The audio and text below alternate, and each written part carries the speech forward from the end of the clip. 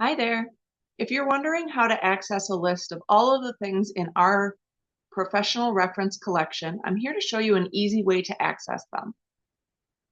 From VERSO, go to your advanced search, but don't type anything into the search terms and don't filter down anything.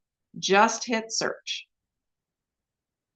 The next step is to find the facilities or library, local library tab,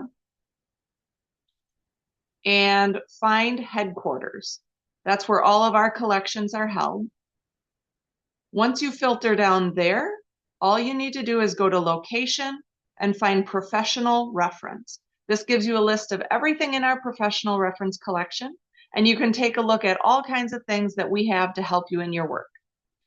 The nice thing about doing it this way is you can also go back to the subject area and take a look at some of the subject headings that might give you ideas to do larger searches. So if you don't find something in our collection, you could, for example, type library administration in a subject heading search and find other options at other libraries or even search WSCAP.